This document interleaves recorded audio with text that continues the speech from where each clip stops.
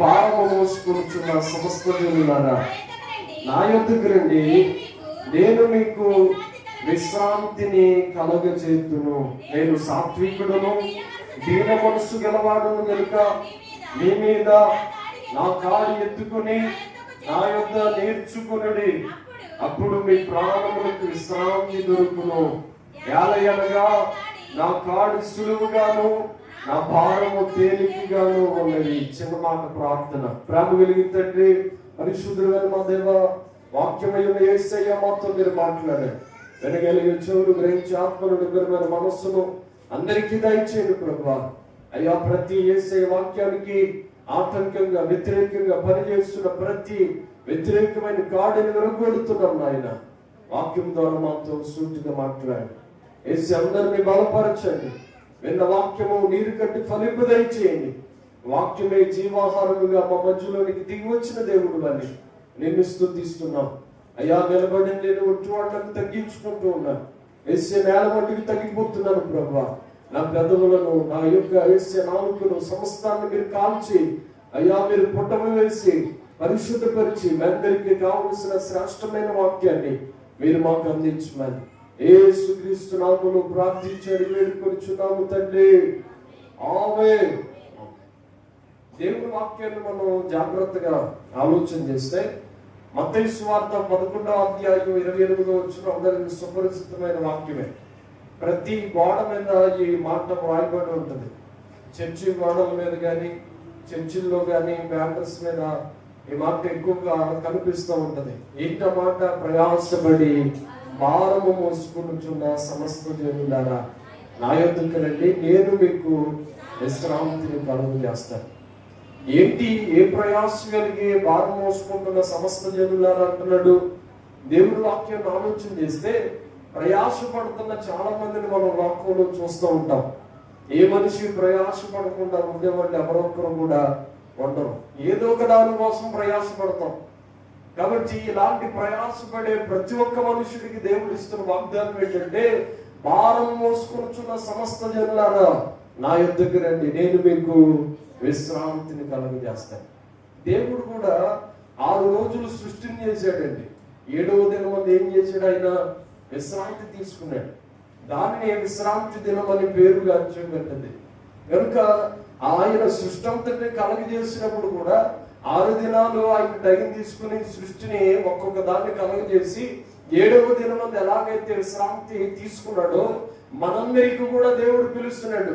ఏ భారముతో మీరున్నా, ఏ ప్రయాసంతో మీరున్నా, ఎటువంటి కష్ట నష్టాల్లో ఉన్నా నా యొద్దకు రండి, నేను మీకు విశ్రాంతిని కలుగజేస్తాను. దేవుడిచ్చే మాట నిజమైనది, వాగ్దాన పూరితమైనది. అక్కడ వ్రాయబడి ఉంటది, ఇదిగో నా యొద్దకు వచ్చి మీరు కూర్చుండి నా యొద్ద మాటను వినగలిగితే నేను సాత్వికుడును, దీన మనసు గలవాడును గనుక మీ కాడి తేలికగా చేస్తానండి దేవుడు. స్తోత్రం చెప్పండి. హల్లెలూయా, హల్లెలూయా. ఈ రోజున రకరకాల కాడులు మన మీద పెట్టబడ్డాయి కదా. కొంతమంది మీద ఏమో పాపం అనే కాడు పెట్టబడ్డది. కాడు అంటే ఏంటి? కాబట్టి కావుడు మోసేవాళ్ళు చూస్తాం కదా, మనందరికీ తెలుసు, పల్లెటూరే చెప్పవలసింది. కావుడు మోస్తూ ఉంటాం, దాని మీద బరువు ఉంటది. చాలా బిందులే కాకుండా కొంతమంది పెద్ద పెద్ద బండలు కూడా, రాళ్ళు కూడా భుజాన్ని కావుడు వేసుకుని వెళ్ళే పరిస్థితులు మనం చూస్తూ ఉంటాం. ఏమంటే వాళ్ళని చక్కగా తేలిగ్గా కనిపించే వాళ్ళందరితో ఒకసారిగా మాట్లాడుకుంటూ వెళ్తారా? సరదాగా మాట్లాడుకుని టైం తీసుకుని వెళ్తారా? వాళ్ళు పని ఏదైతే కాడు ఎత్తపడ్డదో, ఎక్కడికైతే వాళ్ళు గమ్యానికి చేర్చబడ్డదో ఆ గమ్యం చేరేంత వరకు కూడా వాళ్ళు ప్రయాసపడుతూనే వెళ్ళిపోతారు. ఏంటి అని అంటే, ఒక మోపుడు పొలను మనం నెత్తి మీద పెట్టుకున్నా, ఒక కాడు మన భుజాన్ని ఎత్తుకున్నా, మనకి ఎక్కడికైతే గమ్యానికి చేరాలనుకుంటామో అది చేరే వరకు కూడా మన గురి, మన గోల్, మన గమ్యము దేని మీద ఉంటదని అంటే మనం ఇంటికి చేరిపోవాలి. లేకపోతే ఈ కాడును మనం దించేయాలి. ఈ కాడిని దింపే వరకు మనము అలాగ జాగ్రత్తగా దీన్ని పట్టుకుని వెళ్ళాలని ఎలాగైతే ప్రయాసపడతామో. మనం చాలా మంది తోటలోకి వెళ్ళి ఆ పొలను తెచ్చుకున్న అనుభవాలు చాలా మంది ఉంటాయి. మోపుని ఎత్తుకున్న తర్వాత మధ్యలో ఒకసారి దింపుకుంటారు, లేకపోతే 2 సార్లు దింపుకుంటారు. అలా దింపుకున్నంతసేపు అమ్మ చాలా ప్రశాంతంగా ఉంటుంది. మరలా ఎత్తుకున్న తర్వాత అంతే బరువు ఉంటుంది. ఏమైనా బరువు తగ్గుదా? తగ్గదు. కాబట్టి బరువు ఎక్కువైపోయి ఇక నడవలేని పరిస్థితికి వచ్చిన తర్వాత ఎక్కడో చోట దిగుతాం, మరలా ఏం చేస్తాం, అక్కడ వదిలేసి మనం వచ్చేస్తాం ఇంటికి అని అంటే రాము. ఏదైతే కష్టాన్ని భుజాన్ని వేసుకున్నామో, మోపుడు పొలను మనం నెత్తి మీద ఎత్తుకున్నామో అది ఖచ్చితంగా ఇంటికి చేరాలి. ఆ ప్రయాసతోనే మనం ఎక్కడ దిప్పుకున్నా కానీ మరలా ఎత్తుకుని అలాగే జాగ్రత్తగా తీసుకొచ్చుకుని మనం ఇంటికి తీసుకుని వస్తాం. ఎలాగైతే ఈ ప్రయాస ఈ భారాన్ని కలిగి ఉంటామో దేవుడు కూడా మనతో మాట్లాడుతున్నాడు. ఆ మాట ఏంటంటే, ప్రయాసపడి భారం మోసుకుంటున్న సమస్త జనులారా, నీ భారం ఏదైనా కావచ్చు, నా యేసయ్య నీకు విశ్రాంతిని దయచేయబోతున్నాడు. దేవునికి స్తోత్రం కలుగుగా. హల్లెలూయా. నీ కష్టం ఏదైనా కావచ్చు, నా యేసయ్య విశ్రాంతిని కలుగజేస్తాడు. మన వ్యాధిని ఏదైనా కావచ్చు, అది గుండె నిండా బరువెక్కుపోయిన బాధ అయినా కావచ్చు, మన యేసయ్య మనకు విశ్రాంతిని కలుగజేస్తాడు. భారంతో ఉన్న వాళ్ళు చాలా కష్టంగా నడుస్తూ ఉంటారు, చాలా కష్టంగా ప్రయాణం చేస్తూ ఉంటారు. ఏమంటే నెత్తి మీద బరువు ఉన్న వాళ్ళు చాలా కష్టంగా నడుస్తూ ఉంటారు. ఏ బరువు లేదనుకోండి, హ్యాపీగా జాలీగా ఎంజాయ్గా నడుస్తూ ఉంటారు. ఎలాగైతే ఇలాగ మనం ప్రయాణం చేస్తూ ఉంటామో, ఏ బరువు లేకుండా ఈజీగా వెళ్ళిపోతామో, దేవుని మాటలు బట్టి కూడా చాలా మంది రకరకాల భారాలతో ఉండిపోయారండి. ఈ రోజున రకరకాల సమస్యలతో ఉన్నారు, రకరకాల ఇబ్బందులతో ఉన్నారు. మరి ఈ భారం అంతా ఎక్కడ వేయాలండి, ఎక్కడ మోసుకుని వెళ్ళాలండి, ఎక్కడ గమ్యాన్ని చేర్చాలండి, ఎక్కడికి తీరం దాటుతుందండి, మా పరిస్థితి ఎలా మారుతుందండి అని ఆలోచన చేసుకునేవాళ్ళు చాలా మందిని మనం చూస్తూ ఉంటాం. నీ గుండె నిండా వ్యాధులున్నా గానీ నా దేవుడి మధ్యాహ్న కాల సమయంలో చెబుతున్న పడ్డాడు తెలుసా, నీకు ఖచ్చితంగా దేవుడు విశ్రాంతిని కలుగజేయబోతున్నాడు. అయితే దేవుడు పిలుస్తున్న పిలుపును మనం గుర్తుపెట్టుకోవాలి. దేవుని దగ్గరికి రావాలి. ఆయన దగ్గరకు వచ్చి మన కాడిని ఆయన దగ్గర పెడితేనట మనకి విశ్రాంతిని దేవుడు ఇస్తాడట.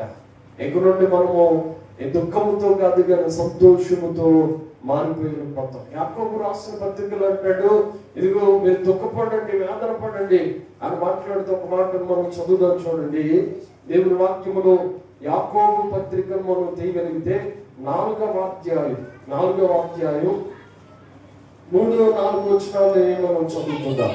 మీరు అడిగిన భోగము నిమిత్తమే ఆ వినియోగించుటకే దురుద్దేశంతో అడుగుతారు కనుక మీకేమీ దొరకట్లేదు. వ్యభిచారిణులారా, ఈ లోక స్నేహము దేవునితో వైరమని మీరు ఎరుగరా?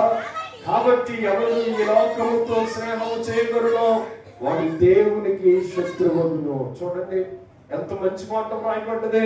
ఇక్కడ అంటున్నాడు, మీరు అడిగినను మీ భోగము నిమిత్తమే అడుగుతున్నారు. దేవుని దగ్గరకు వచ్చిన మనము విశ్రాంతి కావాలని ఆశపడుతున్న మనము మన కొరకే అడుగుతున్నామట. మన భోగము నిమిత్తం అడుగుతున్నాం, మనకి సౌకర్యాలు కావాలని అడుగుతున్నాం. నాకు ఇది కావాలి ప్రభా, నాకు అది చేయండి ప్రభా, నాకు మంచి బిల్డింగ్ కావాలని ఒకరు, లేకపోతే నాకు ఈ సమస్యతో ఉన్నాను ప్రభా అని అడిగే మనము ప్రతిదాని కోసం అడుగుతున్నాం. మనం అడిగే మనమందరము ఎలా అడగాలో తెలుసా? మీరు దేవుని యొద్దకు రండి, అప్పుడు ఆయన మీ యొద్దకు వచ్చును అనే మాట చదువుతాం. దేవునికి స్తోత్రం కలుగునుగా. హల్లెలూయా. 8వ వచనంలో ఆ మాట రాయబడింది, దేవుని యొద్దకు రండి, అప్పుడు ఆయన మీ యొద్దకు వచ్చును. పాపులారా, మీ చేతులను శుభ్రము చేసుకోనండి, విమర్శకులారా మీ హృదయములను పరిశుద్ధపరచుకోండి. వాళ్ళు అడుగుతున్నారు కానీ దేని నిమిత్తమో తెలుసా? వారికి సుఖాన్ని అనుభవించాలని, భోగాలు అనుభవించాలని అడుగుతున్నారు. ఈ రోజున అందరూ అడిగేది దేని వరకు అంటే, నేను బాగుండాలి, నా ఫ్యామిలీ బాగుండాలి, ఏమంటే అందరూ బాగుండాలి, అందులో నేను ఉంటాను. మంచిదే, ఉద్దేశం మంచిదే, కానీ అందరూ బాగుపడితే మాత్రం ఓర్చుకోగలుగుతామా? తీసుకోలేమా? మార్పు మా పక్కింటి బాగుపడితే ఓర్చుకోలేము. ఎవరైనా మంచి బిల్డింగ్ కట్టుకుంటూ ఓర్చుకోలేము. ఏదైనా వాళ్ళు ఏదైనా చేసుకుంటే మనం తీసుకోలేము దాన్ని. ఒక రకమైన ఇగో ఫీలింగ్, నాకన్నా గొప్పడైపోతున్నాడు, నాకన్నా ఉన్నతమైన స్థితిలోకి వచ్చేస్తున్నారని చాలా మందికి రకరకాల దురుద్దేశాలు కలిగి ఉంటారు.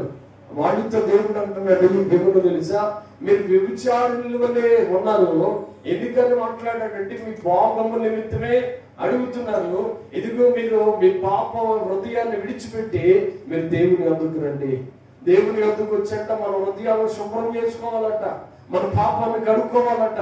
అప్పుడు దేవుడు మనకి ఏది కావాలన్నా ఖచ్చితంగా మనకి అనుగ్రహిస్తాడండి. అక్కడే రాయబడి ఉంటది. 4వ అధ్యాయం 13వ వాక్యాన్ని చదవండి. నేడైనను రేపైనను ఒకానొక పట్టణముకు వెళ్ళి అక్కడ ఒక సంవత్సరం ఉండి వ్యాపారం చేసి లాభము సంపాదించుము రండి అని చెప్పుకునే వారులారా, రేపేమి సంభవించడో మీకు తెలియదు. మీ జీవం ఏర్పడ్డది, మీరు కొంతసేపు కనబడి అంతలోనే మాయమైపోయి ఆవిరి వంటి వారే కదా. దేవుడి వాక్యములు నేడైనాను రేపైనా ఒక పట్టణానికి వెళ్ళిపోయి అక్కడ ఆస్తిని సంపాదించుకుందాం అనుకున్నారట.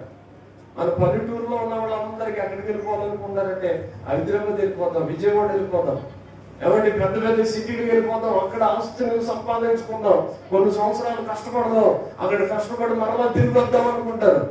వాళ్ళు తిరిగి వచ్చినప్పుడు ఒట్టి చేతులతోనే తప్ప ఆశీర్వాదకరమైన పరిస్థితులు ఎప్పటికీ రాలేదు. మీ జీవం ఏర్పడింది ఎంతలో కనబడి అంతలో మాయమైపోయే ఒట్టి ఆవిరి వంటి వారే కదా. నిజమే, ఈ రోజును చూడండి, ఈ రోజు కనిపిస్తున్న మనిషి రేపు కనిపించట్లే.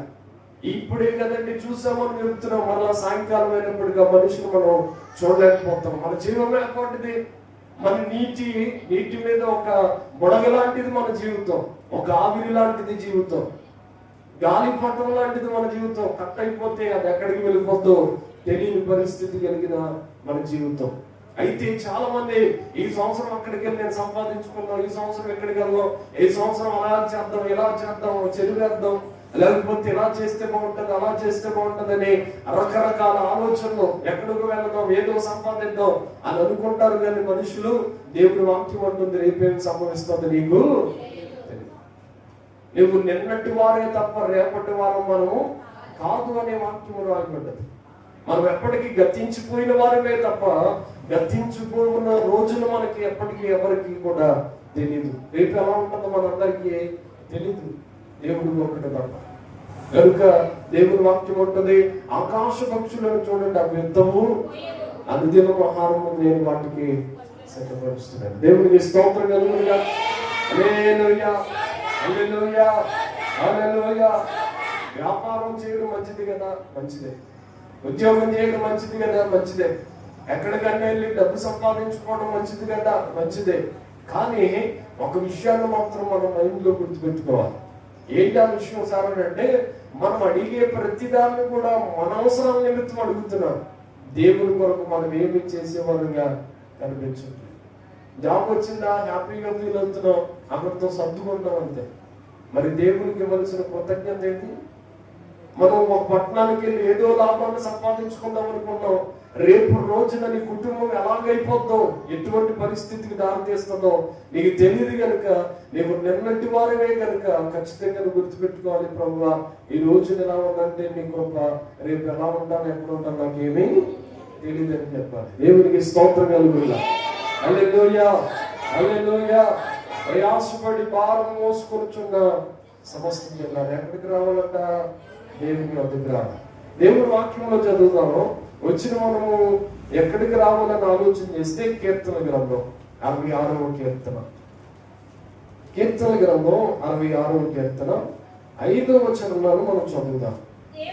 దేవుని ఆశ్చర్య కార్యములను చూడరండి, నరుల ఎడల ఆయన జరిగించు కార్యములను చూడగా ఆయన భీకరుడై ఉన్నాడు. ఏమని వ్రాయబడ్డది? దేవుని ఆశ్చర్య కార్యములను చూడరండి. రమ్మని పిలుస్తున్న దేవుడే, దేవుడు జరిగించే ఆశ్చర్య కార్యాలను చూడడానికి రండి. దేవునికి స్తోత్రం, హల్లెలూయా. ఆయన ఆశ్చర్యకరుడు, ఆలోచన కర్త. కాబట్టి ఆయన ఏ కార్యం చేసిన ఆశ్చర్యమే, అద్భుతంగానే ఉంటది. దేవుడు ఆశ్చర్య కార్యాలు చేస్తాడండి. నిజమేనా? ఆయన శూన్యమును సృష్టిలో వేలాడదీసిన దేవుడు. ఎప్పటికీ శూన్యము ఆ రోజంతమానం తిరిగి ఒక రాత్రి అవుతుందంటే, ఒక పగలు అవుతుందంటే భూమి తన చుట్టూ తను తిరుగుతూ సూర్యుని చుట్టూ తిరుగుతుందట. ఎప్పుడన్నా మనం ఇక్కడ ఉన్నామన్నా అటు తిరిగామా? మన స్థానం ఏమన్నా అటు తిరిగిందా? తిరగలేదు. తిరిగిందా? ఇల్లు కానీ ఎలా ఉన్నా చేర్చి ఇల్లు కానీ తిరిగింది వెనక్కి? తిరగలేదు. ఎప్పటికీ ఇలానే ఉంటుంది. కానీ భూమి అట్ట తన చుట్టూ తను తిరుగుతూ సూర్యుని చుట్టూ కూడా తిరుగుతుంది. అయితే ఈ శూన్యంలో సృష్టిని వేలాడదీసినప్పుడు ఏ ఆధారం, ఒక తాడు వేసి కట్టలేదు, లేకపోతే రకరకాల వాటిని దాంట్లోకి అమర్చలేదు. ఏ ఆధారము లేకుండానే సమస్తాన్ని కూడా ఆయన కలుగజేసిన దేవుడు. నిజంగా సృష్టిని చూస్తే అద్భుతకరంగా ఉంటుంది. దేవుడు ఎంత ఆశ్చర్యకరుడు, దేవుడు ఏది చేసిన మేలు కొరకే చేస్తాడు, ఆయన ఏది చేసిన అద్భుతమే అని దేవుడు స్తుతించుకుంటున్నాయి. సముద్రాన్ని చూడండి, వాటికి ఇసుక తెల్లు వేసింది ఎవరు? ఇసుకను సరిహద్దు వేసింది ఎవరు? ఇర్మియా గ్రంథంలో రాయబడుతుంది, సముద్రానికి ఇసుకనంట సరిహద్దుగా వేసిన వాటిని నేను కాదా అంటాడు. ఎప్పుడైనా సముద్రం దగ్గరికి వెళ్ళి ఎంత బాగుంది అనుకుంటాం. సముద్రం ఎప్పుడన్నా మీ ఇంటికి వచ్చి మీరు ఎంత బాగున్నారని అడిగిందా? అడిగితే అసలు మనం ఉండమా? లేకుంటే సముద్రం దగ్గరికి వెళ్ళి ఎంత బాగుందో, చక్కగా చల్లటి వాతావరణం, మంచి ప్రదేశం అని హ్యాపీగా ఫీల్ అవుతాం. దాన్ని చూడటం కోసం ఎక్కడెక్కడ ఉందో అక్కడికి వెళ్ళిపోతూ ఉంటాం. ఆదివారం సెలవు అయితే పొలువు మాట పేరుకోవడం, ఎవరి చెరవల బీచ్, ఈ బీచ్లు చుట్టూ తిరిగి అందరం చూస్తూ ఉంటాం. అయితే ఎప్పుడైనా సముద్రము ఇక్కడ దాకా వస్తుంది, తీరం దాటట్లేదు, మన దగ్గరికి రావట్లేదు, ఊళ్ళ మీదకి రావట్లేదు, ఎందుకు రావట్లేదు అని ఎప్పుడైనా గమనించావా? దానికి సరిహద్దుగా వేసింది ఎవరో తెలుసా? దేవుడు. అక్కడ వరకు వచ్చిన సముద్రం భయంకరమైన అలల చేత వచ్చి ఎనసిపడి కరెక్ట్ గా ఒడ్డుకొచ్చినప్పటికీ అది సన్నగా మారిపోయి వచ్చేస్తుంది. ఎంత భీకరంగా వస్తుంది, ఎంత పెద్ద పెద్ద అలలు వస్తున్నాయి. అక్కడ వరకే రావాలా, మన ఇంటి దాకా రాకూడదా? రప్పించగలడు ఆయన. సముద్రానికి సరిహద్దు వేసిన వాడు. నువ్వు దేవుని మాట వినకపోతే మన ఇంటి దగ్గరికి కూడా వచ్చేస్తుంది. దేవునికి స్తోత్రం కలుగుగా. హల్లెలూయా, హల్లెలూయా. ఎప్పుడైనా సృష్టిని చూసి ఆలోచన చేయండి. నేను చాలా సార్లు అనుకుంటాను, సముద్రం చూడడానికి మనం అందరం వెళ్తున్నాం, సముద్రం మనం చూడడానికి వస్తే ఎంత బాగుంటుంది, ఎంత బాగుంటుంది అంటే 2016 సంవత్సరంలో లేకపోతే నాకు గుర్తులేదు కానీ సునామీ వచ్చిందని. అప్పుడు భయంకరమైన అలలు వచ్చేస్తారు. 2004 అనుకుంటా, లేకపోతే 2003లో 2004 అప్పుడు వచ్చింది. ఆ సునామీ వచ్చినప్పుడు ఒకసారి లాభం వచ్చేసిందండి. మరలా వెనక్కి వెళ్ళినప్పుడు పిన్నేట్లో ఒక చేపలన్నీ కనిపించేసి, మొత్తం ఎక్కడికక్కడ చేపలన్నీ కనిపించి, పట్టుకున్న వాళ్ళకి అసలు పట్టుకున్నది చేపలు. మా పాడ వెళ్ళిపోయిందని మేమేమో ఆ ఊళ్ళంట చెట్లంట ఇల్లు, అసలు రకరకాల అనుభవాలు. నిజంగా ఆ సునామీ వచ్చినప్పుడు చూస్తే ఏదో ఒక దండు లేకపోతే ఒక భయంకరమైన పక్షులు ఒక దండు కింద ఒక ప్రవాహంలో వస్తున్నాయేమో అని అనిపించింది నాకు. చిన్నప్పుడు నేను చూశాను స్పష్టంగా. ఆ శబ్దాన్ని విన్నప్పుడు ఏంటి ఎంత గట్టిగా అనిపిస్తుంది అని ఒక్కసారి ఒడ్డు పైకి వచ్చాను. సముద్ర ఆ యొక్క వాటర్ ఉన్న కాడు దగ్గరకు వచ్చినాయి. అమ్మ బ్రతికాను అనుకోండి. ఏమైందో తెలియదు. అప్పుడు సునామీ అంటే మనకి తెలియదు, అసలు నాకు తెలియదు, చిన్నపిల్లలకి మాకు ఎవరికి తెలియదు, మా ఏజోడికి. అలాంటి పరిస్థితులు అంటే ఒక్కసారి వచ్చి మరలా ఒక్కసారికి వెనక్కి వెళ్ళిపోయేది. ఎంత భీకరంగా ఉంటుందా నిజంగా సునామీ అంటే అని అనిపించింది. నేను ఎందుకు చెప్తున్నానో తెలుసా? వీటికి సరిహద్దుగా వేసి ప్రతిరోజు నిమ్మలంగా ఉంచిన దేవుణ్ణి మనము ప్రతిదిన ముందు మహిమపరచాలి, దేవుని స్తుతించబద్దులమై ఉన్నాం. స్తోత్రం కలుగునుగా. హల్లెలూయా, హల్లెలూయా. వేణువులతో దేవుని స్తుతించినా కూడా ఆయన రుణాన్ని మనం పెంచలేదు. దేవుడు ఆశ్చర్యకరుడు అండి. నీ జీవితాన్ని ఆశ్చర్యకరంగా అద్భుతకరంగా మార్చగలిగిన దేవుడై ఉన్నాడు. ఆయన ఏది చేసిన ఆశ్చర్యమే, ఏది చేసిన అద్భుతమే. ఒంటరిగా ఉన్న వారిని బలపరిచి ఆయన వాడుకున్న దేవుడు. దేవుడి వాక్యంలో చాలా మంది నేను ఒంటరిగా ఉన్నాను, యోఫ్తా అనే ఒక సహోదరు దేవుడి వాక్యంలో ఒక పర్సన్ కోసం మనం చదివితే యోఫ్తా అనే ఒక వ్యక్తి ఒంటరి జీవితం, తల్లిదండ్రులందరూ వదిలేసిన పరిస్థితి. అలాంటి పరిస్థితులు ఉన్న దేవుడు యోఫ్తాను పరాక్రమము కలిగిన బలవంతుడిగా మార్చేశాడు. దేవుడికి స్తోత్రం కలుగుగా. హల్లెలూయా. ఫిలిష్తీయుల యొక్క గుండెల్లో ఆ రోజున ఒక ఉన్నతమైన స్థానం కలిగిన వ్యక్తిగా ఆ రోజున వాడుకున్నాడు యోఫ్తాను. తర్వాత గిద్యోనుడు. ఎలాగ మనం దేవుని వాక్యం న్యాయాధిపతుల గ్రంథంలో మనకు కనిపిస్తాయి. నిజంగా దేవుడు ఎంత ఆశ్చర్యకరంగా చూడండి. ఎవరిని వాడుకున్న దేవుడు అద్భుతకరంగానే వాడుకున్నాడు. పేతురు వ్యవహారంలో వీళ్ళు ఒట్టి పామరులు అంట. వాడికి చదువు లేని పామరులు, వాడికి చేపల వేట తప్ప మరొకటి వాడికి తెలీదు. అయినప్పటికీ వారు నిలబడి మాట్లాడితే అపోస్తలుల కార్యగ్రంథంలో ఉంటది, వారు కన్న వాటిని గురించి విన్న వాటిని గురించి చెప్పిన సంగతులను బట్టట వారు ఎవ్వరూ కూడా వారిని ఎదిరించలేకపోయారట. ఈ ధైర్యం ఎక్కడి నుండి వచ్చిందిరా బాబు? వీళ్ళు పిరిగివాళ్ళు కదా, బలహీనులు కదా, వీళ్ళకి ఎలాగొచ్చేసిందనంటే ఆశ్చర్యకరుడైన దేవుడిని స్పర్శను వారు గుర్తుపట్టుకున్నారు. ఆశ్చర్యకరుడైన దేవుడు వారు కళ్ళారా చూశారు. నిదానించి దేవుణ్ణి ఎవరైతే చూశారో వారి జీవితాలు అద్భుతకరంగా మారిపోయినాయి. మనకు కూడా ప్రయాసపడుతున్నాం కానీ ప్రతిఫలం ఉండట్లేదు. అయితే ఏం చేయాలి? దేవుని దగ్గరికి రావాలి. దేవుడు ఏం చేస్తాడు? ఆశ్చర్యకార్యాలు చేస్తాడు. స్తోత్రం కలుగును గాక. హల్లెలూయా, హల్లెలూయా.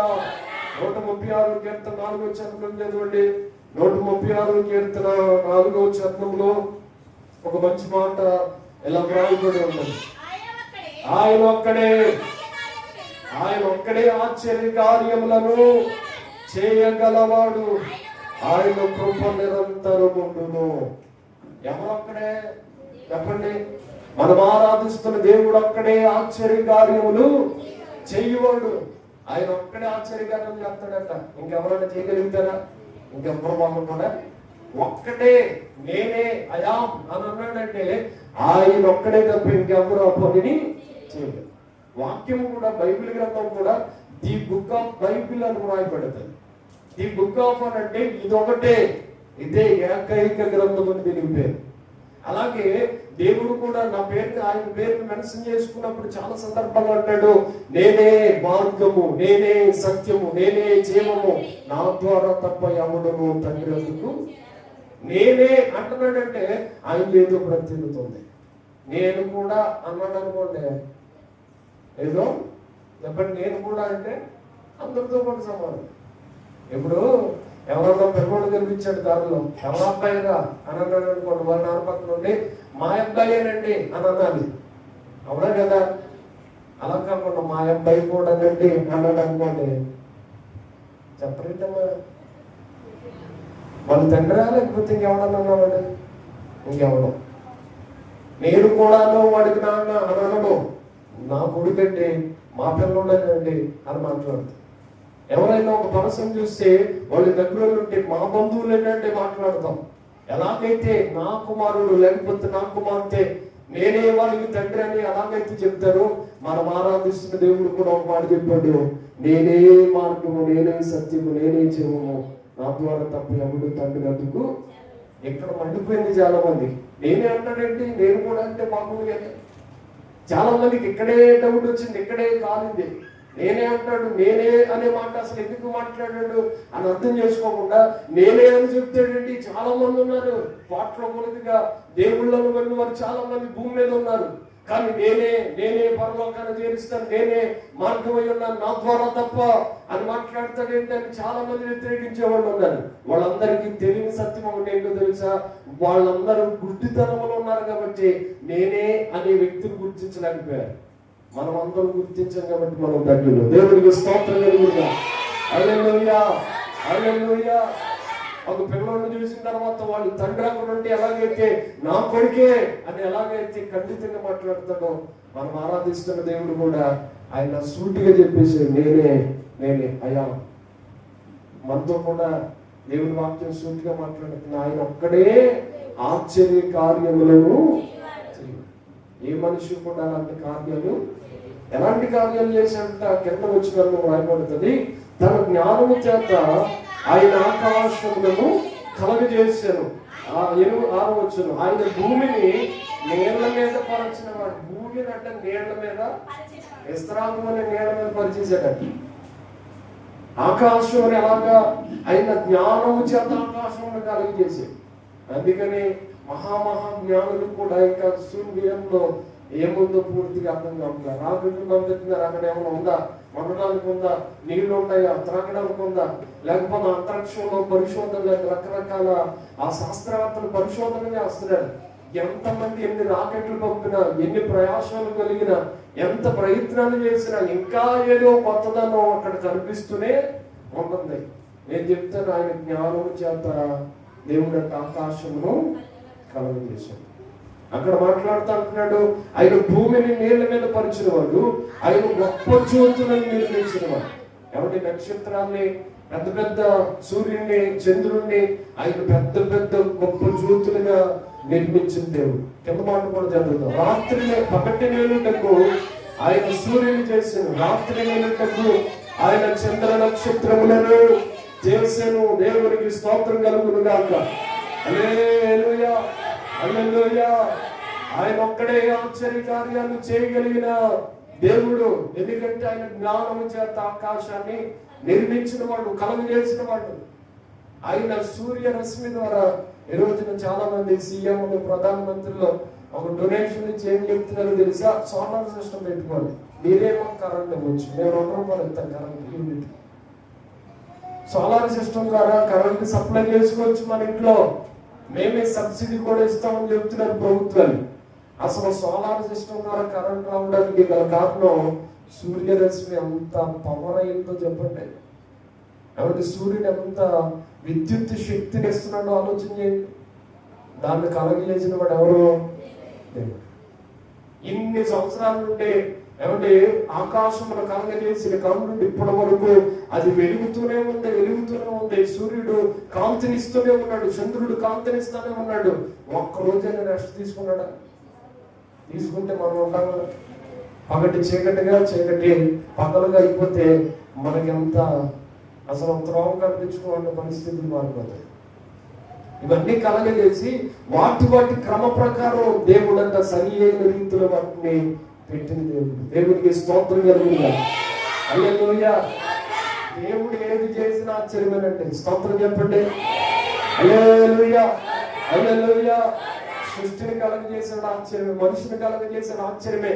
ఒక కిడ్నీ పోతే మరొక కిడ్నీ ఆ ప్లేస్ లో పెట్టే అవకాశం కేవలం మనిషి కిడ్నీ తప్ప ఏ కోతి కిడ్నీయో లేకపోతే కుక్క కిడ్నీయో దానిలో పెట్టడానికి అవకాశం లేదు. లేకపోతే ఏ డాక్టర్ అయినా కొత్త కిడ్నీ తయారు చేస్తున్నాం, ప్లాంట్ లో ఉంది, తీసుకుని వచ్చి మీకు పెడతాం అని చెప్తాడా? అమ్మా నీ కిడ్నీ పోయింది కాబట్టి ఎవరన్నా కిడ్నీ డొనేషన్ చేస్తే నా దగ్గరికి తీసుకురా, అది పోసి లోపల కిడ్నీ తీసి నీకు కిడ్నీ అమరిస్తానని చెప్తారు. అలాగే గుండె పోతే గుండెకి సంబంధించిన రక్త పరీక్షలన్నీ చేసిన తర్వాత, టెస్టులన్నీ చేసిన తర్వాత, అమ్మా నీ గుండె చాలా స్లోగా కొట్టుకుంటుంది కాబట్టి నీకు కొత్త గుండె తయారు చేసి పెడతాను, కంగారు పడొద్దని అంటాడా? ఎవరి వల్ల సాధ్యం కాదు. దేవుడు కలుగజేసిన అవయవాలు చూడండి. ఇంచుమించు 36 పళ్ళు ఏమో అంటాం కదా, ఆ పళ్ళన్నింటినీ చూడండి. ఒక్కొక్క పన్ను ఎంత కాస్ట్లీ కలిగిందో తెలుసా? మానవ పన్ను, మానవ దంతం ఇంచుమించు ఒక 50,000 రూపాయలు ఉండదు పన్ను. దేవుడికి స్తోత్రం కలుగుతుందా? హల్లెలూయా. అంత స్ట్రాంగ్, అంత కాస్ట్లీ కలిగిన పన్ను దేవుడు ఒక్కడే కలుగజేశాడు తప్ప ఇంకెవడం వల్ల అది కాబట్టి గుండెను కలుగజేశాడు, ఒక అవయవాలన్నింటినీ కలుగజేశాడు, సమస్తాన్ని కలగజేసిన దేవుడు. తన సృష్టిని చూడండి, దేవుడు ఏది చేసిన ఆశ్చర్యమే కదా. మనిషి దాన్ని తయారు చేయగలుగుతాడా? చేయలేడు. ఎవరి వల్ల కూడా కాదు. ఎందుకు కావట్లేదు? దేవుడు అంత జ్ఞానము చేత దేవుడు ఏం చేశాడు? గుండెకాయ ఒక రోజు, ఎవరి కిడ్నీ ఒక రోజు, లేకపోతే ఇంకా ఆ రకరకాల బేగులన్నింటిని ఒక రోజు, బోన్స్ అన్నింటిని ఒక రోజు అలా కలగజేశాడా?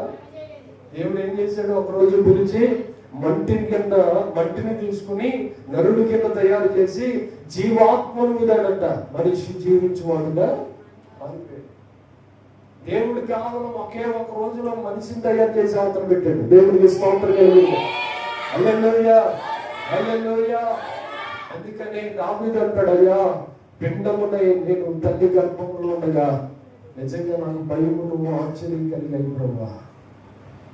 అసలు దావీదుకి ఆశ్చర్యం కలిగిందట. నేను పిండంగా ఉండడం ఏంటి, ఆ తల్లి గర్భంలో ఇంచుమించుగా 9 నెలల్లో తల్లి గర్భంలో ఉండడం ఏంటి, అక్కడి నుండి నేను బయటికి రావడం ఏంటి, బయటకు వచ్చిన తర్వాత నా అవయవాలు ఒక్కొక్కటిగా పెరగడం ఏంటి, నేను పెద్దోళ్ళు అవ్వడం ఏంటి, పెద్దోళ్ళు అయిన తర్వాత యవన దశలోకి రావడం ఏంటి, యవన దశలో నుండి ఒక మిడిల్ ఏజ్ లోకి రావడం ఏంటి, మిడిల్ ఏజ్ లో నుండి వృద్ధాప్యంలో అవ్వడం ఏంటి, అసలు ఇదంతా ప్రాసెస్ ఏంటి? అసలు నాకు ఆశ్చర్యం కలిగింది. ఎప్పుడన్నా చిన్నప్పుడు ఫోటోలు చూసుకొని ఇప్పుడు మీ ముఖాన్ని చూసుకోండి, చిన్నప్పుడు ఎలా ఉన్నా నేను అని అనిపిస్తుంది మీకు ఖచ్చితంగా.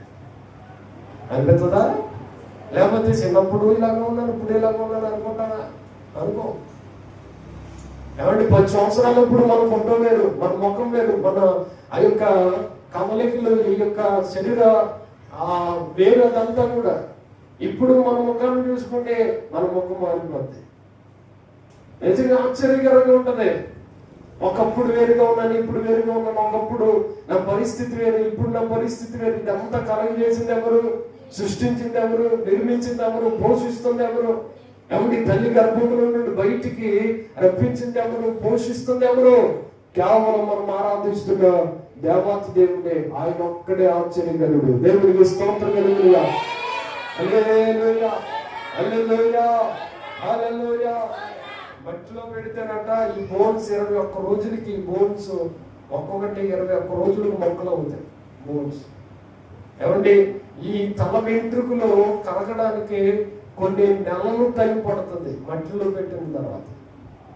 కాల్ చేస్తే వేరే విషయం, కానీ మట్టిలో పెట్టిన తర్వాత మనిషి మట్టిగా మారిపోయిన పరిస్థితిని ఒకసారి గమనిస్తే కొన్ని నెలలు, సంవత్సరాలు టైం పడుతుంది మట్టిగా అయిపోవడం. నిజంగా ఎముక కూడా మట్టిలో కరిగిపోతుంది, శరీరం మట్టిలో కరిగిపోతుంది. ఈ యొక్క చిన్నప్పటి నుండి చక్కగా అమర్చిన ఈ జుట్టంతా కూడా మట్టిలో కలిసిపోతుంది. ఇదంతా కూడా ఎలా కలిగించాడు దేవుడు? దేవుడు ఎలా నిర్మించాడు? మనిషిని అలాగా సృష్టించాడు. ప్రతిరోజు మనం స్నానం చేసి శుభ్రం చేసుకున్న మరల మధ్యాహ్నానికో సాయంకాలానికో మనం రుద్దుకుంటే ఖచ్చితంగా మట్టే వస్తుంది. మనకి ప్రతిదినం మందు దేవుడు జ్ఞాపకం చేస్తున్నమాట తెలుసా? నువ్వు మట్టెన బాబు, తిరిగి మట్టి అయిపోతావు. నువ్వు మన్నే కనుక తిరిగి మన్ను అయిపోతావు. నువ్వు ఎన్ని సోపులు పెట్టి శుభ్రం చేసిన నీ శరీరం మట్టి వస్తుంది. దానిలో నుండి ఐశ్వర్యం రాదు, డబ్బు రాదు. దేవుడు కలుగు చేసిన ఆ విధానం చూస్తే మనకు ఆశ్చర్యం కలగాలి. ప్రతిదినం అంతా ప్రభా నేను మట్టిలో నుండి వచ్చాను కాబట్టి ఏదో ఒక రోజుగా మట్టికెళ్ళిపోతాను కదా ప్రభా. కలిగించిన దేవుడు, నిర్మించిన దేవుడు, పోషించిన దేవుడు, నడిపిస్తున్న దేవుడు ఒక్కడే కదా. అది దేవుడిని స్తుతించాలి. దేవుడికి స్తోత్రం కలుగునుగా. హల్లెలూయా, హల్లెలూయా, హల్లెలూయా. దేవుడి వాక్యంలో చూడండి, మరొక విషయాన్ని మీకు జ్ఞాపకం చేస్తాను. యెషయా గ్రంథం, దేవుడి వాక్యాన్ని మీరు చదవగలిగితే యెషయా గ్రంథం 2వ అధ్యాయం, యెషయా గ్రంథం 2వ అధ్యాయం 5వ వచనాన్ని మనం చదువుకుందాం. యాకోబు వంశస్థులారా, రండి మనము యెహోవా వెలుగులో నడుచుకుందాము. యాకోబు వంశము ఈ జనము తూర్పున నుండిన జనుల సంప్రదాయములతో నిండుకొని ఉన్నారు. చాలండి. యాకోబు వంశస్థులారా, రండి మనమందరం ఎక్కడ నడుచుకుందాం? వెలుగులో నడుచుకుందాం, వెలుగులో నడుచుకుందాం. దేవుడు రండి అని పిలుస్తున్న దేవుడు ఆశ్చర్య కార్యాలు చేయడానికి పిలుస్తున్నాడు. రండి అని పిలుస్తున్న దేవుడు మరొక విషయాన్ని జ్ఞాపకం చేస్తున్నాడు. మనందరం వెలుగులో నడిపిస్తాడంట ఆయన. దేవుడికి స్తోత్రం కలుగునుగా. హల్లెలూయా. యాకోబు వంశస్థులారా, రండి మనందరం వెలుగులో నడుచుకుందాం. అన్ని జనులు చూడండి, వారు సాంప్రదాయాలని, ఎవరి మంచి రోజులని, అమావాస్య అని, పౌర్ణమి అని రకరకాల వాటి వైపు తిరిగిన వాళ్ళు మనం చూస్తాం. కానీ మనమందరం వెలుగులో ఉన్నాం కనుక ఆ వెలుగు మనకి సంపూర్ణమైన శక్తి అయి నడిపిపై ఉన్నది. దేవుడు మనకి ప్రతి దాని మీద విజయాన్ని ఇచ్చాడు. సృష్టి అంతటి మీద మనకి జయాన్ని ఇచ్చాడు. యెహోషువ గ్రంథంలో ప్రార్థన చేస్తే ఆకాశము సర్వము కూడా కేవలం ఇంచుమించుగా ఒక 24 గంటల సేపు ఆగిపోయిందట. దేవుడికి స్తోత్రం కలుగునుగాక. చెప్పండి, దేవుడికి స్తోత్రం చెప్పండి ఒకసారి. హల్లెలూయా, హల్లెలూయా. దేవుడే కాదండి, దేవుడే కాదు, మనిషి కూడా అధికారం ఇచ్చాడు సృష్టి అంతటి మీద. కానీ మనకే అర్థం కాదు, మనం తెంగరోళ్ళు, మనకి ఏం తెలియదు. చాలా మంది అనుకుంటారు, ఏమమ్మా మరేంటి నీ పరిస్థితి అంటే, అంటే ఏమీ లేదని ఎవరు లేదన్నా. క్రైస్తవులుగా మన ధైర్యం ఒకటే, మనకి ఎవరు లేకపోతే స్తోత్రం కలుగునుగా. హల్లెలూయా. అందుకని పౌలయ్య గారు అంటాడు, నేను నమ్మిన దేవుణ్ణి నేను ఎదుగుతాను. నాకు తెలుసు ఆయన ఒక్కడ, ఆయన ఏం చేయగలడో నాకు తెలుసు, ఆయన సామర్థ్యం ఏంటో నాకు తెలుసు. నేను నమ్మిన దేవుడు నాకు తెలుసు కాబట్టి నేను దేనికి కూడా భయపడను. యెహోషువ కూడా ప్రార్థన చేశాడు, అయ్యో మా మీదకి శత్రువులు దండొస్తున్నారు ప్రభు, ఏం చేయమంటావు? ప్రార్థన చేస్తూనే ఉన్నాడంట, ప్రార్థన చేస్తూనే ఉన్నాడంట. అతను ప్రార్థన చేశాడు, తన జనులు ప్రార్థన చేశారు. యెహోషువ ప్రార్థన చేస్తూ ఉండగానే సూర్య చంద్ర నక్షత్రాలన్నింటినీ కూడా దేవుడు ఆకాశంలో ఆపు చేసి అలాగ అతిమి పట్టుకున్నాడు కదలకుండా. దేవుడు ఎంత ఆశ్చర్యంగా చూడండి. చాలా మంది అంటారు, ఇది రోజు అమావాస్య అంటే, ఈరోజు మంచి రోజు కాదండి, ఈరోజు శ్రావణ మాసం అండి, ఇంకా రకరకాల రోజులు ఉన్నాయి కదా, ఈరోజు పలానండి, ఈరోజు పలానండి. ఈ రోజుల్లో క్రైస్తవుల వివాహంలో కూడా హెల్దీ ఫంక్షన్ అంట. అసలు ఏమంటే ఈ ఎల్లీలు గిల్లీలు ఎక్కడ ఉన్నాయి అసలు? ఒకప్పుడు ఇవన్నీ ఎక్కడ నుండి వచ్చినాయి? అన్ని జనులు ఆచరించే పద్ధతులు మన సాంప్రదాయాలుగా మార్చేస్తున్నాయి. హెల్దీ ఫంక్షన్ లేని కూడా క్రైస్తవ్యంలో లేవు, బైబిల్ ఒప్పుకోవడానికి. కానీ యవనస్తులు వచ్చిన తర్వాత అరిటాకులు వెనకాల కట్టి దానికి ఒక ఫంక్షన్ కింద ఏర్పాటు చేసి ఆ రోజు పెళ్లి కొడుకుని కింద సిద్ధపరచమని ఎవరి దేవుని వాక్యంలో ఉన్న సంఘము, సంఘ పెద్దలు, పాస్టర్ గారు వచ్చి నూనె పోసి అభిషేకించాలి అంతవరకే. కానీ ఇంకా రకరకాల వాళ్ళు బిందులతో ఎవరు పెట్టుకుంటారు అని చెప్పి ఆ బిందులు క్రైస్తవులు కూడా పెట్టుకున్నారు ఈ మధ్యన. ఏం కాదంటారా? నిజం కదా, క్రైస్తవులు కూడా పెట్టుకున్నారు.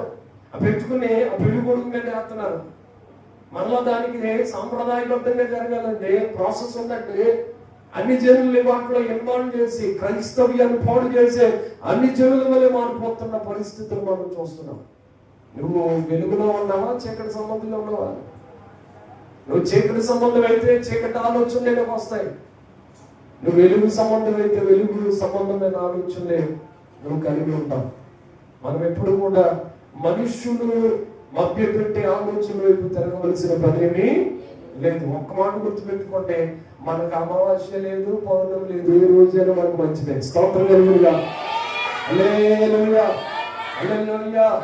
పౌలయ్య గారు చెప్పాడు తన పత్రికలో, మీరు ఇంటికి వెళ్తారా చదువుకోండి, గలతీ పత్రిక చదవండి. అంతా చదివితే అర్థమైందంటే తెలుసా, ఇదంతా సృష్టిని కలుగు చేసిన దేవుడు ఈ సృష్టి అంతటి మీద మనకి అమావాస్య, పౌర్ణమి, రకరకాల ఆచారాలని ఏటిని మనకి నిర్మించలేదు, పెట్టలేదు. కాబట్టి వాటన్నిటి మీద మనకు అధికారం ఇచ్చాడు. కాబట్టి మనం వేటికి భయపడవలసిన పని లేదని స్పష్టంగా చెప్పేసాడు. మనకి జాగ్రత్త. అన్ని జనుల పద్ధతులు మన క్రైస్తవులు తీసుకురాకండి. అన్ని జనులు ఆచరించే పద్ధతులు మన దాంట్లో తీసుకుని వచ్చి హల్దీ ఫంక్షన్లో ఎవరి ఫ్రీ వెడ్డింగ్లు, రకరకాల ముందే రకరకాల పరిస్థితుల ద్వారంలోకి వెళ్ళిపోతుంది క్రైస్తవులు. కనుక చాలా జాగ్రత్త. మనము యోసేపుని మరియమ్మని తీసుకుంటే వాళ్ళు వివాహం కాక మునుపు వాళ్ళందరూ కలిసి ఏం చేశారంట? ఎంగేజ్మెంట్ జరిగిందంతే, ప్రదానం చేయబడ్డది. ప్రదానం చేయబడిన తర్వాత వాళ్ళిద్దరు ఎక్కడైనా కలిసారా? ప్రీ వెడ్డింగ్ షూట్లు జరిగిందా? ఎవరి పెళ్లికి ముందే ఫోటో షూట్లు తీసుకున్నారా? ఒక్కసారి కూడా కలవలేదు వాక్యం ప్రకారం.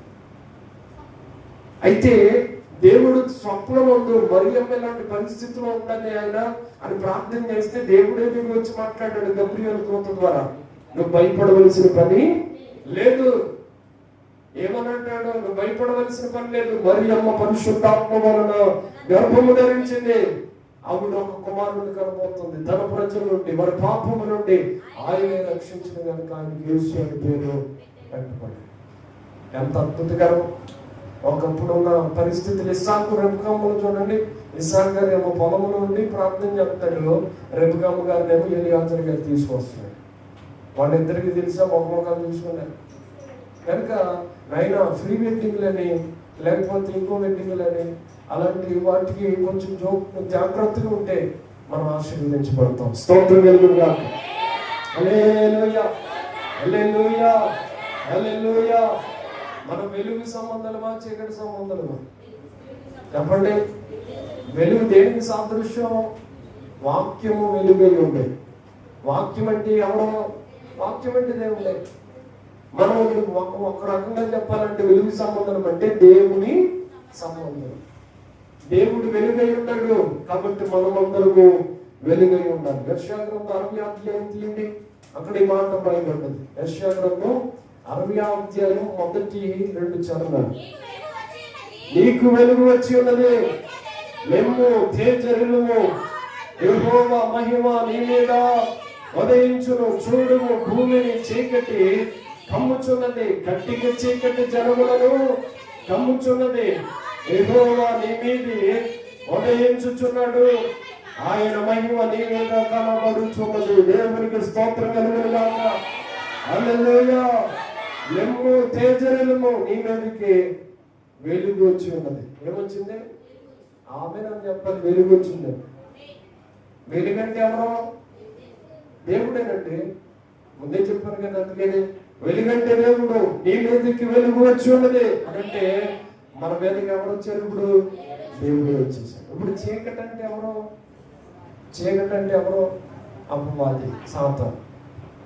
చీకటి సాతాను కదా, అపవాది కదా. కాబట్టి అపవాది అట మోకమును కమ్ముకున్నదట. మీరు ఇప్పుడు ఆ మాటను మెన్షన్ చేసి చూడుము భూమిని అపవాది కమ్ముకున్నది అని చదవండి. ఆ కట్టికి చీకటి అపవాది జనములను కమ్ముచున్నది. యెహోవా నీ మీద ఉదయించుచున్నాడు, ఆయన మహిమ, లేకపోతే మన దేవుడు నీ మీద కనబడుచున్నాడు. జనములు నీ వెలుగులకు వచ్చేదరు, రాజులు నీ కాంతికి వచ్చేదరు. దేవునికి స్తోత్రం కలుగునుగా. హల్లెలూయా, హల్లెలూయా. చీకటి అనగానే మనం గుర్తుకు రావాలి అపవాది. అపవాదట కట్టిగా చీకటిని ఏర్పాటు చేశారట. ఇక మనుషులెవ్వరికి అర్థం కాని పరిస్థితుల్లోకి వెళ్ళిపోతున్నారు. కనుక తాగేసి రోడ్డు మీద పడిపోతున్నారు. ఎందుకంటే చీకట్లో ఉన్నారు వాళ్ళకి అర్థం కాదు. ఇంకా రకరకాల బట్టలు అసలు ఉన్నాయో లేకపోతే ఉండట్లేదో, తాగేసి డ్యాన్స్ చేసినప్పుడు అసలు ఏమైపోతున్నారు ఏమంటే అర్థం కాని పరిస్థితిలో ఈ మధ్య డీజేలు అవి వచ్చినాయి కదా, వీటిని పెట్టుకుని ఎగురుతూ ఉన్నారు. పండుగ వచ్చినప్పుడు, ఊగోడు వచ్చినప్పుడు ఎగురుతున్నారు. వీటన్నిటి చూసిన తర్వాత మనకు అర్థం కావాలి వాళ్ళందరూ చీకట్లో ఉన్నారు. చీకటి అంటే ఎవరి సంబంధులు? అపవాది. ఇప్పుడు క్రైస్తవులు అపవాది సంబంధం దగ్గరికి వెళ్ళొచ్చా? అది ఎగురుతూ ఉంటే ఎగురుతున్నావా బాబడితే నేను కూడా రానా? ఎలా ఎగురుతూ ఉంటాను కూడా. అపవాది సంబంధం దగ్గరికి మనం వెళ్ళకూడదండి. మనం ఏంటి? ఎవరున్నారు? దేవుడు ఉన్నాడు, వెలుగు ఉంది. రాజులు నీ వెలుగు కట్ట వస్తారట, జనములు నీ వెలుగుకు వచ్చేస్తారట. ఏమంటే అనేక మంది గొప్ప గొప్పలు నీ వెలుగుకు వస్తారట. నువ్వే ప్రకాశించు జ్యోతిని కనబడతావు. దేవునికి స్తోత్రం కలుగునుగా. హల్లెలూయా. దానియేలు గ్రంథం 12వ అధ్యాయంలో ఉంటది. ఎందరైతే దేవుని తట్టు అనేక మందిని త్రిప్పుతారో వాళ్ళందరూ ప్రకాశించు జ్యోతులు ఉన్నారు. మనం దేవుని వైపు ఎందరినైతే తిప్పుతామో మనం అందరం కూడా జ్యోతుల వలె కనబడతాం. లోకానికి మనం అందరం అట్లా కనబడుతుంది గాక. ఆమేన్. హల్లెలూయా, హల్లెలూయా. దానియేలు ఒక జ్యోతి, యోసేపు గారు ఒక జ్యోతి వలె కనబడి, ఎస్తేరు అనగా నక్షత్రం, ఆమె ఒక జ్యోతి. ఏమంటే ఆ గిద్యోను ఒక జ్యోతి వలె ఆ రోజు వెలిగాడు. సమూయేలు ఒక జ్యోతిలా కనిపించాడు. దావీదు గారు ఒక జ్యోతిలా కనిపించాడు. అనేక మంది దావీదు కోసం ఒక చక్కటి మాట రాయబడి ఉంటుంది. నాకు అసలు ఆశ్చర్యం కలిగింది. ఏంటో తెలుసా?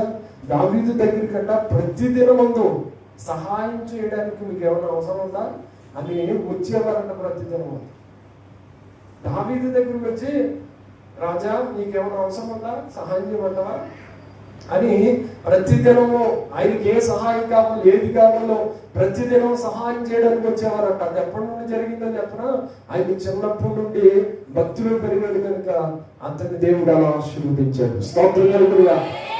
హల్లెలూయా, హల్లెలూయా. ఎవరైనా సహాయం చేయడానికి ప్రతిదినం అంతే ఎంత బాగుంటుంది. మన దగ్గర కూడా బ్రదర్ ఇల్లుగారుతారా, సహాయం చేయమంటారా అని వస్తే ఎంత బాగుంటుంది. మనం ఉన్నదానికన్నా ఎక్కువ అడిగేస్తాం. ఎంత కావాలంటే ఏమన్నా ఒక 50 లక్షలు ఉండదు ఆలోచించుకోండి. మనకు ఆశగా అర్థం ఉండదు. ఇక అంటే సహాయం చేయడానికన్నా దావీదు దగ్గరికి వస్తున్నారు. మనం ఏం చేస్తాం? సహాయం అడుక్కోవడం కోసం అవుతాం. అసలు అడగమని ఎక్కడుంది ఏమండి? మనం అవసరమైతే మోకరించి ప్రార్థన చేయాలి. మోకరించి ప్రార్థన చేస్తే దేవుడు పంపిస్తాడు తన సహాయాన్ని. ఏలియా ఎక్కడికంటే వెళ్ళి ఎవరి దగ్గరికి వెళ్ళి చేయి చెప్పాడా? రాజు దగ్గర నుంచి వచ్చేసి ఒక్కడిగా ఒంటరిగా బదిలీ వృక్షం కింద ఉన్నప్పుడు దేవుడే దిగి వచ్చి దేవుడే కాకుకోవడం ద్వారా అతనికి ఆహారాన్ని పంపించాడట. స్తోత్రం కలుగునుగా. హల్లెలూయా. కాకు ద్వారా పోషించాడండి సంవత్సరాలే. తర్వాత సాయపతి ఊరికి వెళ్తే విధవరాల ద్వారా పోషించాడు. ఆవులు పోషించబడ్డది, కుటుంబం పోషించబడ్డది, ఆయన కూడా ఆశీర్వాదం కూడా పోషించాడు. కాబట్టి మనం నేర్చుకోవాల్సింది సహాయం చేసేవారు మన దగ్గరికి రావాలి. మనం సహాయం అడగడం కోసం ఎవరి దగ్గరికి వెళ్ళవలసిన పని లేదు. బ్రదర్ మరి సహాయం చేయండి. నాకు అడగడం అసలు ఇష్టం ఉండదు. అలాగ అడిగేవాళ్ళే బాగున్నారు నా దృష్టిలో కూడా. అడిగేవాళ్ళు చాలా మంది ఉన్నారు, వాళ్ళే బాగున్నారు. బ్రదర్ ఏం చేస్తారు మరి, ఇది కడుతున్నాం అంటారు. అది కడుతున్నాడు సాత్తున్నాడు, తర్వాత తీసి ఉపాధి ఇచ్చేస్తారు. బ్రదర్ మరి మీటింగ్ పెడతారు, ఏం చేస్తారు ఎదురు చేస్తారు కదా, ఎదురు చేస్తారు. బ్రదర్ ఇచ్చేస్తున్నాం. ఇంకా అడిగేవాళ్ళకి ఉన్నాయండి రోజులు ఎంత బాగున్నాయో. మనం అడగడం అసలే మనకి సిగ్గి, అడగడం మనకు అసలే ఇష్టం అవుతుంది. కాబట్టి మనం బెస్ట్ వాళ్ళు బెస్ట్ అంటే ఖచ్చితంగా మనమే బెస్ట్. మరి మనం ఏం చేయాలి? అడగం కాబట్టి అడగవలసిన ఒక ఆయన ఉన్నాడు, ఆయన మాత్రం అడగాలి. ఆయనే దేవాతి దేవుడికి స్తోత్రం. హల్లెలూయా. మనుషులను అడగట్లేదు, మనకి ఎలాగో సిగ్గు అడగలేదు. కాబట్టి ఇప్పుడు ఎవరిని అడగాలి? అడిగేలేదు దేవుణ్ణి అడగాలి. ప్రతిదినం అడగాలి, ప్రతిదినం దేవుణ్ణి అడగాలి. దేవుణ్ణి అడుగుతూ ఉంటే దేవుడు నలుదిక్కుల నుండి మనకు సహాయాన్ని పంపిస్తాడు, మనకు విశ్రాంతిని ఇస్తాడు, మన భారాన్ని తీసివేస్తాడు. కనుక దేవుని సన్నిధిలో మనం అట్లా అడిగేవారంగా, మనం దేవుని యొక్క నుండి పొందుకునేవారంగా ఉండాలని మనసారా మేము కోరుతా ఉన్నాం. ఇక ఆఖరిగా ఆ యోహాను సువార్త, ఆ మాట కాకుండా మత్తయి సువార్త ఒక మాట మనం చదువుకుందాం. నేను ముగిస్తాను, సమయం కూడా చాలా అవుతుంది కనుక 1-2 మాటలు చూపించి నేను ముగిస్తాను. మత్తయి సువార్త దేవుని వాక్యాన్ని చదువుదాం. 22వ అధ్యాయం 4వ వచనాన్ని చదువుకుందాం. 22:4. కాగా అతడు ఇదిగో నా విందు సిద్ధపరిచి ఉన్నాను, ఎద్దులను క్రొవ్విన పశువులను వధింపబడినవి అంతయు సిద్ధముగా ఉన్నదే. పెండ్ల విందుకు రండని పిలవబడిన వారితో చెప్పుడని వేరే దాసులను పంపిన గాని వారు లక్ష్యము చేయక ఒకడు తన పొలమునకు మరి ఒకడు తన వర్తకమునకు వెళ్ళిరి. తక్కిన వారు అతని దాసులను పట్టుకుని అవమానపరిచి చంపిరి. దేవాతి దేవుడు విందుని సిద్ధపరిచాడంట. ఒక ఆయన ఫంక్షన్ ఏర్పాటు చేసి భోజనం చేయడం కోసం కొంతమందిని పిలిపించడం బయట ఉన్నవాళ్ళు అని అంటే, ఈయన దగ్గర పని చేసేవాళ్ళు కొంతమంది బయటికి వెళ్ళారు. ఊర్లో కనబడే వాళ్ళందరూ పిలుస్తున్నారు, అయ్యా రండి, మా ఓనర్ గారు విందుని ఏర్పాటు చేశాడు, భోజనం చేతులు రండి రండి అయ్యా రండి రండి అని పిలుస్తూ ఉంటే వాళ్ళు ఏం చేస్తున్నారో తెలుసు. ఒకడేమో అంటున్నాడు, నాకు అస్సలు ఖాళీ లేదు. ఏం చెప్తున్నావు? కొత్తగా నేను 2 ఎడ్లను కొనుక్కున్నాను, వాటిని మేపుతున్నాను పొలము తీసుకెళ్ళి, కాబట్టి నాకు ఖాళీ లేదండి. రెండో ఆయన దగ్గరికి వెళ్తే రెండో ఆయన అంటున్నాడు, అయ్యా ఇదిగో నాకు కొంచెం బిజినెస్ ఉంది, ఆ బిజినెస్ చూసుకోవాలి. వర్తకము అంటే వ్యాపారాన్ని చూసుకోవాలి, బిజినెస్ చూసుకోవాలి, కాబట్టి నాకు కూడా ఖాళీ లేదని చెప్పాడు. మూడో వ్యక్తి దగ్గరికి వెళ్ళారు. మూడో వ్యక్తి కూడా చెప్తున్నాడు ఏమన్నా తెలుసా, అయ్యా నేను కొత్తగా మ్యారేజ్ చేసుకున్నాను, నాకు వివాహం అయింది, నేను పెళ్ళాడిన భార్య నా ఇంటి దగ్గర ఉంది, నేను రాలేను, దయచేసి నన్ను మన్నించండి అని చెప్పాను. అయితే ఇలాగ అందరినీ పిలుస్తూ ఉంటే కోపం వచ్చిందంట కొంతమందికి. వచ్చి ఏం చేశారో తెలుసా, వచ్చినట్టుగా కొట్టి చంపారట. అసలు ఎందుకు పిలుస్తున్నారు వీళ్ళు చెప్పండి? ఎందుకు పిలుస్తున్నారు? భోజనానికి రమ్మని. కానీ వాళ్ళు వస్తామను లేకపోతే రాకపోతే రామని చెప్పాలి. కానీ వీళ్ళు ఏం చేస్తున్నారు, వచ్చినోళ్ళంట దొరికినట్టుగా కొట్టి చంపుతున్నారట. నేను అంటాను, మొన్న ప్రవీణ్ పగడాల అనే ఒక పాస్టర్ గారిని అలాగే కొట్టి చెప్పారు. దానికి బాగా కనెక్ట్ అవుతుంది ఈ వాక్యం. ఆయన సువార్త ప్రకటిస్తున్నాడు, ఆయన వాక్యాన్ని ప్రకటిస్తూ ఉన్నాడు. ఎందుకు చంపేశారు అని నేను ఎందుకు డిక్లేర్ చేసి చెప్తున్నానంటే, నాకు బాగా ఒక యాక్టివిటీ డౌట్ నా మనసులో ఉండిపోయింది. ఆయన తొడ మీదంట వాత ఉందంట. వాత ఉండడం కరెక్ట్ అయితే కనీసం ప్యాంట్ అన్నా సరిగాలి కదా, ఏమంటే సైలెన్సరే కాలిపోయింది అనుకుందాం, ప్యాంట్ సరిగాలి కదా, ప్యాంట్ సిరగకుండా లోపలే ఉందంట వాత ఉంది. మరి అది ఎంతవరకు కరెక్ట్? వాత ఉందంటే గట్టిగానే ఉంటుండాలి, దెబ్బ తగులు ఉండాలి, కాబట్టి ఆయన చనిపోయి ఉండాలి. రెండవది బైక్ మీద ఆయన బైక్ వేసుకుని వెళ్తా ఉంటే ఒకటి లారీ ఒక కారు ఆయన ఎదురుగా వెళ్ళిన తర్వాత ఈయన లోన్లోకి వెళ్ళిపోయినట్టుగా ఆ పోలీసులో రిలీజ్ చేసిన సీసీ కెమెరాలో చూసాం. బైక్ వేసుకొని కిందకి వెళ్ళిపోతాడు. కిందకి వెళ్ళిపోతా ఉంటే లైట్ వెలిగింది. నేను అంటాను, అప్పటి వరకు లైట్ వెలగండి, ఆ డబ్బుల్లోకి వెళ్ళినప్పటికీ లైట్ ఎలా వెలిగింది? కాబట్టి అది నిజమా? లేకపోతే లైట్ ముందు నుండి ఎలగలేదు అన్నది నిజమా? ఎలగలేదు అన్నదే నిజమైతే మరి డౌన్లోకి వెళ్ళినప్పుడు వెలిగినట్టుగా లైట్ ఎలా కనిపిస్తుంది? కాబట్టి ఏదో మిస్టర్ దాని వెనకాల ఒక ఖచ్చితంగా. ఒక పాస్టర్ గారు పెట్టారు నాకు ఒక పోస్ట్, అని చెప్పలేదు. ఒక గొర్రె పిల్ల ఉందట, వెనక్కి జాగ్రత్త, ఒక గొర్రె పిల్ల ఉందట. అది ఆ అడవిలో ఉన్న వాళ్ళందరికీ సహాయం చేస్తుందట. సహాయం చేస్తూ బ్రదరు మంచిగా ఉండడం అని చెప్తుందట. ఎవరికైనా తగులొస్తే అదే తీర్పు తీరుస్తుందట. అయితే ఒక రోజున ఈ గొర్రె పిల్లకి నచ్చకుండా కొన్ని అడవి జంతువులు ఏం చేసినాయంటే, ఈ అందరికీ తీర్పు తీరుతుంది, ఇది అందరికి మంచిదిగా కనిపిస్తుంది, కాబట్టి దీన్ని ఏదో ఒక దాన్ని ఏదో ఒక రోజున మనం చంపేయాలి, చంపకపోతే మనం బ్రతకలే అని కొన్ని క్రూరంగా ఏం చేసినాయంటే దాడి చేయడానికి ప్రయత్నం చేస్తూ ఉన్నాయి. దాడి చేస్తూ ఉన్నాయి. దాడి చేసి భయంకరంగా ఆ గొర్రె పిల్లని ఒక రోజున చంపేసింది. ఎక్కడనంటే ఒక మేడి చెట్టు అనేది ఉంది, ఆ మేడి చెట్టు దగ్గరే చంపేసింది. చంపేస్తే వదిలేసి వెళ్ళిపోయి చంపేసిన తర్వాత అయితే ఆ దారంట కొన్ని జంతువులు వెళుతూ చూసాయి. చూసి ఏమంటున్నాయి తెలుసా?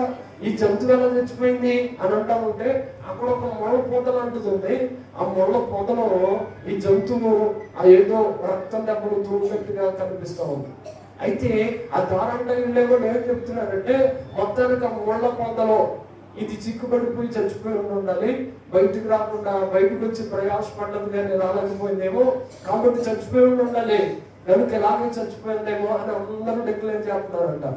ఏమంటే ఇప్పుడు అందరూ కలిసి ఒక రాజుగారి దగ్గరికి వెళ్ళారు. అడవికి రాజు ఎవరో సింహము, పులులు కానీ రకరకాల జంతువులన్నీ కలిసి వెళ్ళి ఆ సింహం గారికి కంప్లైంట్ ఇచ్చినాయి. సింహం గారిని అడుగుతున్నాయి, ఏమన్నా తెలుసా సింహం గారు, సారు మీరు వచ్చి న్యాయము చెయ్యాలి. వచ్చిన తర్వాత అటు ఇటు చూసింది, మేడి చెట్టు పైన ఉంది, కిందేమో ఆ ముళ్ళకంపలు కనిపిస్తున్నాయి. ముళ్ళకంపల్లో గొర్రె పిల్ల చచ్చిపోయింది. ఇదేంటి ఎలా చచ్చిపోయింది ఏంటి అని అందరితో మాట్లాడుతూ ఉంటే ఆ దారంటే వెళ్ళేవాడిని చూసిన ఆ యొక్క ఆ జంతువులు చెప్తున్నాయి, అయ్యా ఇది ముళ్ళకంపల్లో పడి చచ్చిపోయి ఉండొచ్చు, కాబట్టి అందుకని ఇలా జరిగింది. కొన్ని జంతువులు మంచిగా ఉన్నాయి, మంచి అంటున్నాయి, ఇది కెట్టలో ఎవరో చంపేశారు దీన్ని, కాబట్టి అందుకని చచ్చి పడిపోయి ఉంది, మంచిది ఇది చాలా, ఎవరితోనో తగవరాదని చెప్తున్నాయి. ఇలా వాదిస్తూ ఉంటే అసలు ఏం న్యాయం తీరుతుంది అండి సింహం గారు? చెప్పండి, ఏం న్యాయం తీరుతుంది? మంచిదని చెప్తుందా, లేకపోతే మంచిది కాకే చంపేశారని చెప్తుందా, ఏమని చెప్తుంది? దానికి ఏం టైటిల్ ఇట్టారు తెలుసు లాస్ట్లోనూ?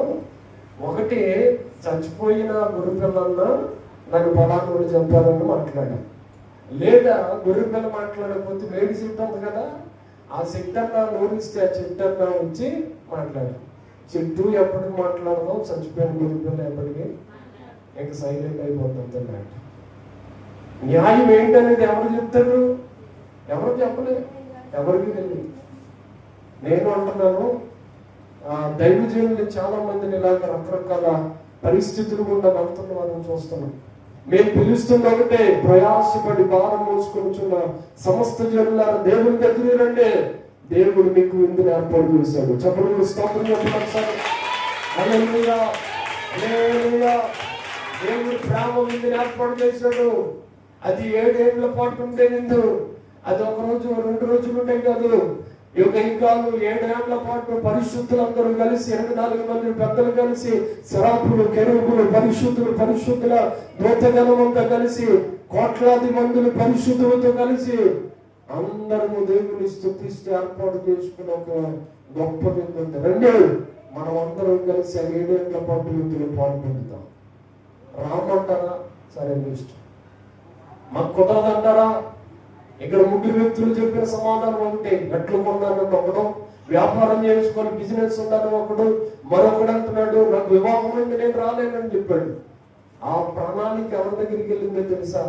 అరణ్యంలో ఉన్న వారి దగ్గరికి వెళ్ళి అడుగుతున్నారు, అయ్యా మీరన్నా వస్తాను, కనిపించే వాళ్ళు అందరూ అడుగుతున్నారు, వాళ్ళు వచ్చారట. ఈ రోజు మీరు చూడండి, ప్రభుని తెలుసుకోండి ఏమంటారు, అయ్యా మాకు సాగట్లేదు, రాలేమయ్యా, అమ్మా మార్మోన్స్ పొందమ్మా, రక్షణ పొందమ్మా అని అంటే, అయ్యా నాకు ఇప్పుడే టైం కాదుగా, ఇంకా చాలా సంవత్సరాలు ఉంది, రక్షణ పొందుతాను అనుకుంటే ప్రాణం పోతుంది, గ్యారంటీ బతుకుతామని రక్షించబడేది నేడే, నేడే రక్షణ దినం, ఇదే మిక్కిలి అనుకూల సమయం. ఇప్పుడే సమయం ఉండగానే మనం మారుమనసిపోతే రక్షణ పొందాలి. సమయం దాటిపోయిన తర్వాత ఎవరి దగ్గరికి వెళ్ళినా ఏమాత్రం కూడా అవకాశము దొరకదు. నోవాహు దినాల్లో కూడా అదే. జలప్రలయం రాకమునుపు ఆయన 120 సంవత్సరాలు ప్రకటించాడు, రండి నావలోకి రండి, పడవలోనికి రండి అని పిలిస్తే ఒక్కరు కాకపోతే ఒక్కరు పడవలోనికి రాలేదట.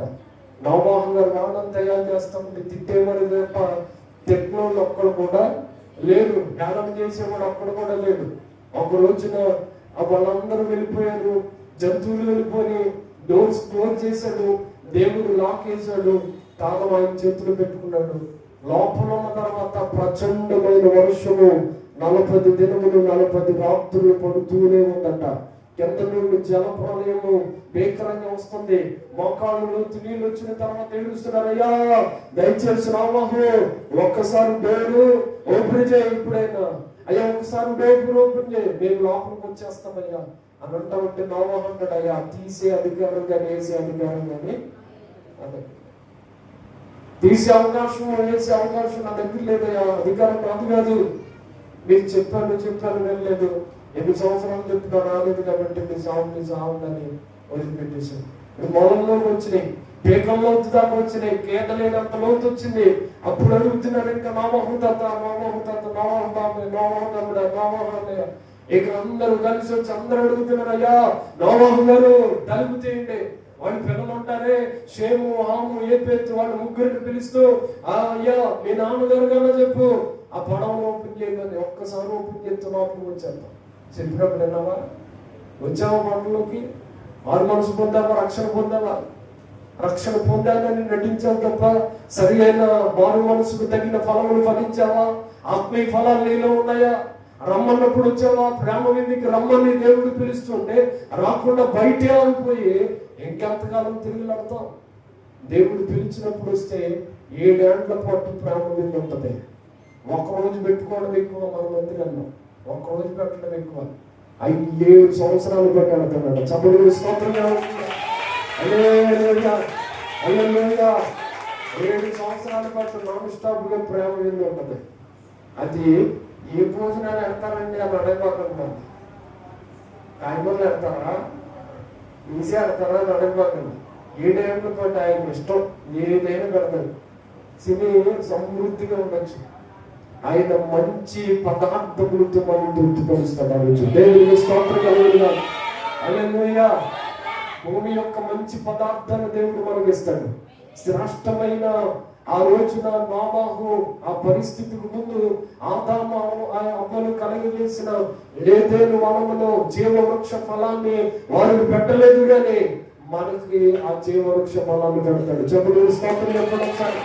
హల్లెలూయా. ఆ జీవవృక్ష ఫలాన్ని మనం తినొచ్చు, మరిగై ఉన్న మన్నాను మనం తినొచ్చు. బండలో నుండి నీళ్ళు వచ్చినట్లుగా దేవుడే జీవజలపు ఓటై మనకి దప్పుకుని తీరుస్తాడట. అవన్నీ మధురాలు అనుభవాలు. కాబట్టి అవన్నీ చూడాలంటే ఎక్కడికి రావాలి? వాడలోకి రావాలి. ఫస్ట్ రక్షణ అనే పడంలోకి రావాలి. బాప్తిసం పొందాలి, మారు మనసు పొందాలి, మారు మనసుకి తగిన ఫలాలు ఫలించాలి, ఆత్మీయ జీవితం కలిగి ఉండాలి. ఇవన్నీ చేస్తే మనం అందరం ఆశీర్వదించబడతాం. ముగించుకుందాం. యెషయా గ్రంథాన్ని మనం తీసి ఆఖరిగా 45వ అధ్యాయం 22వ వచనాన్ని చదివి మనం ముగించుకుందాం. యెషయా గ్రంథం. భూదిగంత నివాసులారా నా వైపు చూచి రక్షణ పొందండి, దేవుడను నేనే, మరి ఏ దేవుడును లేడు. స్తోత్రం కలుగునుగాక. హల్లెలూయా, హల్లెలూయా. భూదిగంత నివాసులారా అన్నాడా, లేకపోతే ఒకనే అన్నాడా? ఏమంటే లక్ష్మీపురం పరిపాలనలో ఉన్నవాళ్ళారా అన్నాడా, లేకపోతే ఇండియాలో ఉన్నవాళ్ళారా అన్నాడా, అమెరికా ఉన్నవాళ్ళే అన్నాడా? లేదంటే భూదిగంత అసలు ఏ ఊర్లో ఉన్నా ఏ ప్రాంతంలో ఉన్నా భూమి మీద ఉంటే మనిషిగా ఉంటే నిన్ను దేవుడు పిలుస్తున్నాడు. ఆయన రక్షణ ఇస్తాడట. వచ్చిన తర్వాత నీకు రక్షణ అనుభవాన్ని ఇస్తాడు.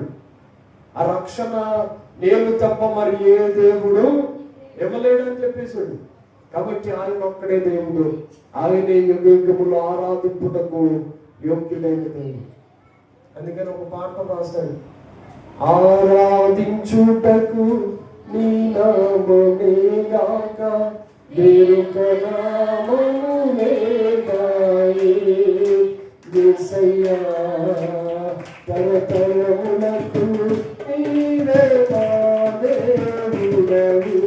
యేసయ్యా తరతరములకు నీవే మా దేవుడవు. ఆరాధించుటకు నీ నామమే గాక వేరొక నామము లేదాయే. యేసయ్యా తరతరములకు నీవే మా దేవుడవు.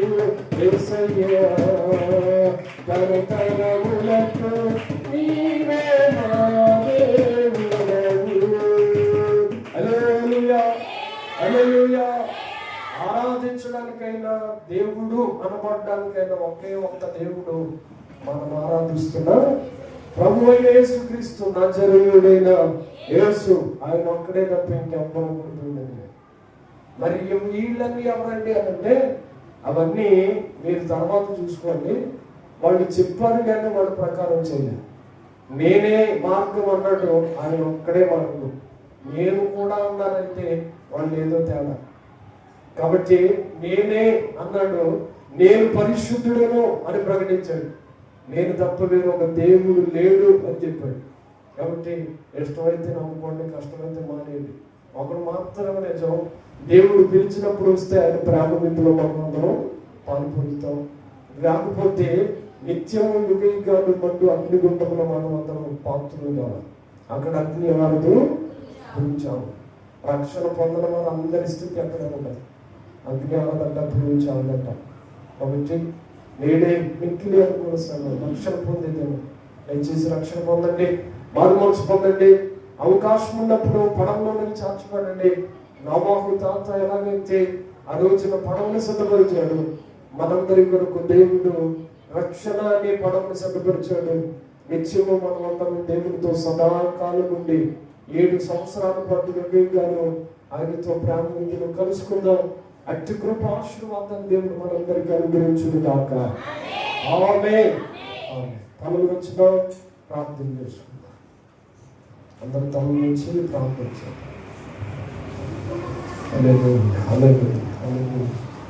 ప్రయాసపడి భారం వేసుకుంటున్నారు సమస్త దేవుళ్ళ